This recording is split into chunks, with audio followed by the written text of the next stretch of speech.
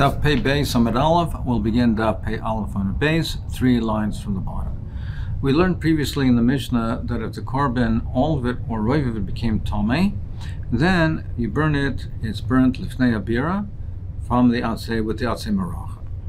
But if it's only the miut, then, or if it's nicer, then we say it's burnt in people's private courtyards on the rooftops, but they have to use their own wood.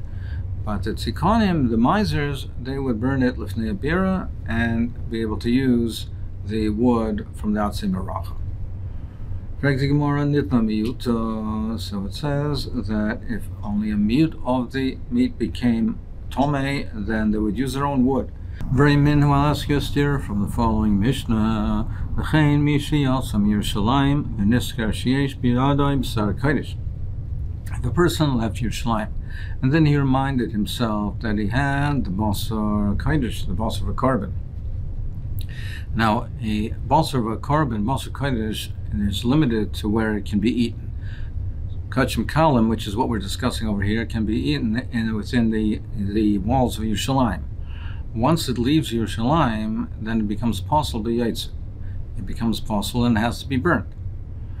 Now, Meker Adin, it really then has to be taken back into Yerushalayim and be burnt in Yerushalayim. But the Mishnah says the following: if he reminded himself that he had Basar Kodesh, and therefore im over at Seif, if he was so far away from Yerushalayim, he already, by the time he reminded himself, he passed Seif, which is a place where from there you can see the base of Mikdash. So if he passed there already, Sefer B'Mukayim, Chomim were not matriach him to have to bring it back, and they said it can be burnt in the spot. But if it's not so far away, if he hasn't passed Seifim, then we say Chayzer. Now here we say that Chayzer is Sefer Lifnei Habira Me'atza Maracha. Then we say over here he takes it back, he goes to the Bira, and he can burn it from the outside Maracha. Now, the way it's Rishonim understand, it means not that he has to take it to Bira. He doesn't have to take it to Bira. He has to take it back. He has to bring it to Yerushalayim. If he wants to, he can burn it anywhere in Yerushalayim from his own wood. If he wants to, he can come to the Bira and use Atzei Marach. Now, here we see over here that the Mishnah mentions, and the Mishnah speaks out, that even if it's small as a kazayis, even if it's a small piece the size of kazayis, he can still use the atzei marach. In our Mishnah, we're saying that he uses the atzei marach, the wood from the mizbeach from the maracha, only if it's ruba or kula, but not if it's miyuta. And here we see even if it's as small as a kazayis, you can use the atzei marach. More answers, Amar Rav Chama Bar Utva Loi Kasha Kan B'Achsanoi Kan B'Balabayis. There's a difference between an Achsanoi, someone who is a visitor to Yerushalayim, and a Balabayis, someone who's a resident of Yerushalayim. If we're talking about a visitor, they were mekel, because it's hard for him to, he doesn't have his own wood, he's not at home, so they were mekel with him to use the Atzei Maracha. Rav Papa Amar, he says a different answer. In both cases, we're dealing with the visitor. In our Mishnah, we're talking in where he did not start off on the road. So he didn't leave Yerushalayim yet. So therefore, it's not such a tircha. We say, go find your own wood. But in the case where he's hirsik b'derech, he already started on the road, there it's a big tircha for him to have to go back and find wood, and therefore they were mekel, and they said he can use from the Atzei Marach. Rav Zvi Omer, he gives a different teretz. He says that it's like we said beforehand, kan b'achsanoi, kan b'balabayis. But he now is clarifying, then he says, and even if he did not go out and he did not start off on his journey, Achsanoi came to le'asu ketzaikoni. The Achsanoi, the visitor, since he doesn't have his own wood, and even if he did not set out on the derech, But still, he doesn't have his own wood. The Chacham treated it like the misers, like the people who are stingy. The Chacham were mekel with the tzaykanim, and they let them use atzay maracha. So here, similarly, since they're talking about a visitor, whether he set out on the derech or didn't set out on the derech, but he doesn't have his own wood. Therefore, they were mekel with him, and they allowed him to use atzay maracha. What does this mean over here? That what's the mechanics over here? Why are we mekel for a person who's a miser just because he's stingy? Why should we be mekel? And how can we be mekel for these other people? Yes, it's difficult for them, but how can they use atzay maracha? That's kaidish. Why isn't there a problem with me'ilah? So the Meiri says is that the tzaykanim, we're mekel with them. The reason that we want to be mekel with them is because we're afraid that if we're not, and since they're misers, that we're afraid that they're not going to burn it. And therefore, we want to ensure that they will burn it. We make it easier for them, and we allow them to use atzay maracha. That's why we're mekel. You might say just because he's a miser, we shouldn't be mekel for them, but we are mekel because we're afraid of the consequences of not being mekel. What are some mechanics? So the mechanics, as Taisa speaks out, both by the tzaykanim and both the case over here is leiv bezdin masna leim. That originally when we're makdish the wood for the ma'arocha, but they make a condition in it that if it's needed for these purposes, then we say it was not considered hukdash, and therefore there's no milah. But it's only for these purposes where they made a special dispensation, and they made this inherent condition, leiv bezdin masna, that if it's needed for these types of purposes, then we say it was not kaddish, and therefore we say you can use the atzay maracha. Tan Rabbanan, we learned in the Brisa, Mo al-sarfa b'chatzaritzim u'matzei maracha. If people want to burn it in their own chatzar and they want to use atzei maracha, ain't shemla. We don't allow them. We don't allow them to burn in their own chatzeras from the atzei maracha. L'shnei habira me'atzei atzman, and if they want to burn it l'shnei habira, and they want to use their own wood, also, ain't shame alahem. We don't listen to them. So we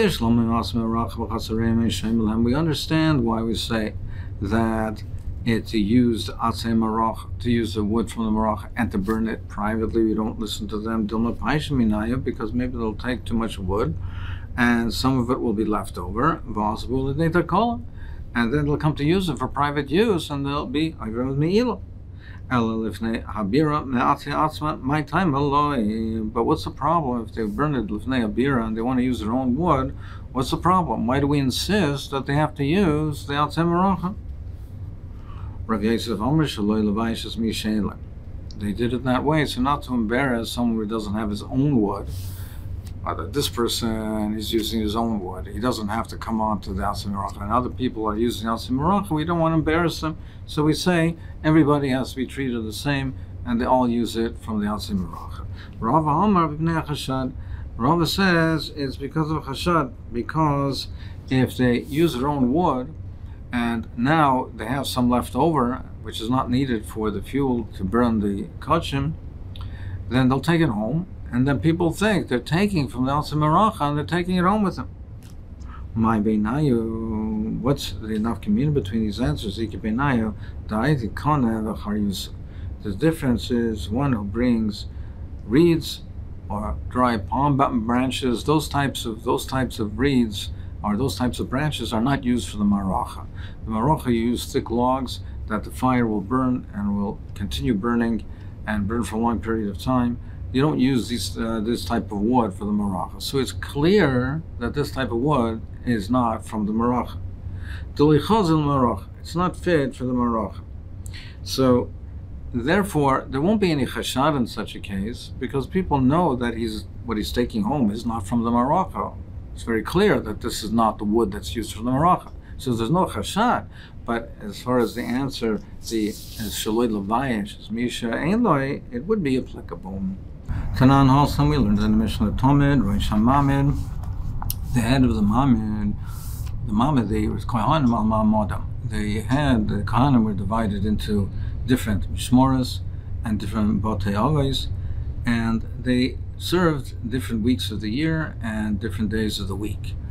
One of the functions of the Kohanim was to be shluchim for the tzibur, for the korban tzibur, to be shluchim for the tzibur, to stand by the korban. The din is that the Bailam have to be present when the korban is brought on their behalf. A korban tzibur is brought on behalf of the whole tzibur, of the whole nation.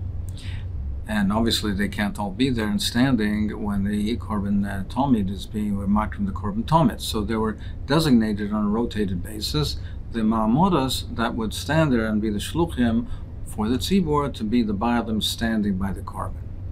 So the Rosh Hamamid, the head of the Mamad, Hayamamid is a Tameim al Shara Mizrach. Those who became Tomei, he would post them, he would have them stand on the Shara Mizrach, on the eastern gate. My time, why did he have them do that? Omar Rav Yosef Kedei Levaishan. Rav Yosef says, so similar to the machliks we had just previously. Rav Yosef says Kedei Levaishan, to disgrace them, because presumably that they were Tomei because they were lax, they weren't careful, and he wanted to disgrace them for becoming Tomei. Rav Amar B'Bnei Chashad. Rav says, similar to what we had before, he said Chashad. What's the Chashad over here? That people shouldn't suspect them, that why are they not coming and standing and not be present by the Mamid, because perhaps they want to go to work. So they're not coming because they want to engage in their own activities and their own work. So therefore, B'nei Chashad, to dispel that, therefore we say they were placed over there that people should see that they're not going to work, and it's because they're Tomei, that's why they cannot participate. My beinayu, what's enough between them, people who are delicate people, who are pampered, and they don't go to work. So as far as the chashad, it's not applicable. But as far as Levaish, because they relaxed and it became Tomei, that would be applicable. Or alternatively, what they are engaged in, the work is something very minimal, something like braiding ropes, which is not so significant, and we won't be chayshid them that for that minimal amount, that minimal wage, that they will forego the mitzvah of the mamid. So there's no chashad, but there is levik levaishim is applicable. Like the Mishnah Pesach, Shenitma Korban Pesach, that was taken out of Yerushalayim, so it became possible. It's possible. Shenit became Tomei. Yisaref miyad. You burn it immediately. It's a psul in the goof of the korban, and we burn it immediately. If we didn't burn it now, and we didn't burn it on Yud Daled, we're talking on Yud Daled Nisan.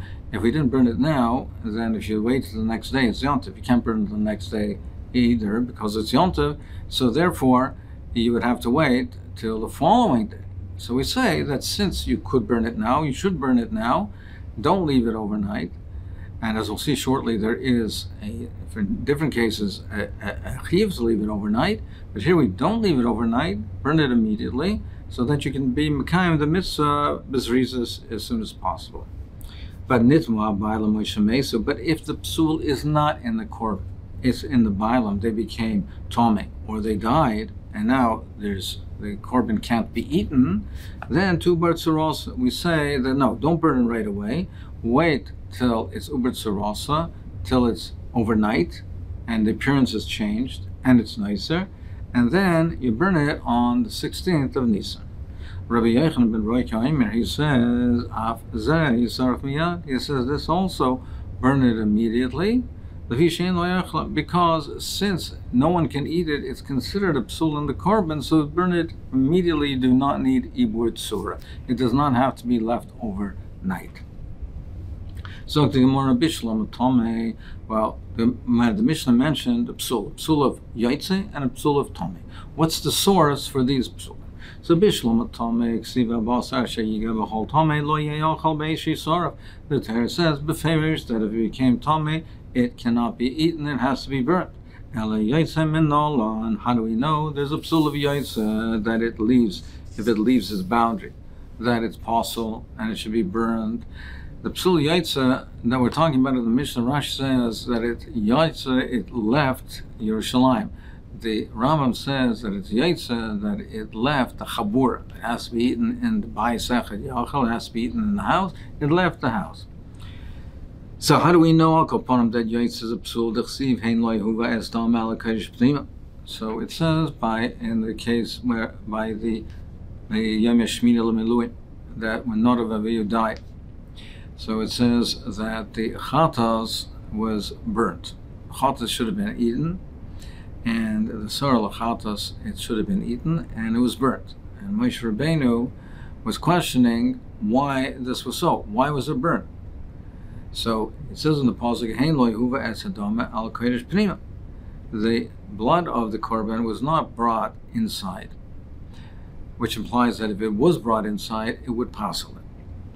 So the pasuk says that Moshe Rabbeinu questioned why didn't they eat the basar of the chatas. It says, so he asked him, why didn't you eat it? And he said that hein lo yehuva es dam al kodesh pnima. If it didn't come the blood pnima, achal toichlo oisa, then you should have eaten it. Achal toichlo oisa b'kodesh kasher tzivisi, you should have eaten it b'kodesh. So now we're dashing this pasuk, and the Gemara is implying from the lashon of the pasuk that this was the mas of a matan, that this was the dialogue, that this was the mas of matan between Moshe Rabbeinu and Aaron. So he says as follows. The pasuk says that l'chsiv hein lo yehuva es dam al kodesh pnima.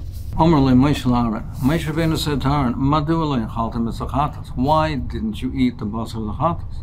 Shema nichnas dam la'afnai v'lefnim. Perhaps the blood of the korban of the chatas came inside lefnai v'lefnim where it shouldn't have. This was not a chatas primi. So maybe the blood came inside where it should not have come, and that therefore passeled it, and therefore you burnt it." Omer lo lav. He said no. Then he asked him further, so he asked him that perhaps it went out. It was yaitse. Maybe it had a psul of yaitse, and that's why you burned it. No, he said no, it didn't go out. It was b'kodesh, so that's not why it was burnt. So I say, well, if it was b'kodesh, then if it was b'kodesh, and the blood didn't come inside, why didn't you eat it? So we make a diuk that if it had gone outside, if it was yaitse, it went outside the boundary, or if the blood came inside where it shouldn't have been, it should be burnt. So the pasuk says that Moshe Rabbeinu says, "Hein lo yehuva es dam al kodesh pnima." It didn't come pnima, meaning, and if it did, it would be burned, but it didn't, then ochal toichloi, so you should have eaten it.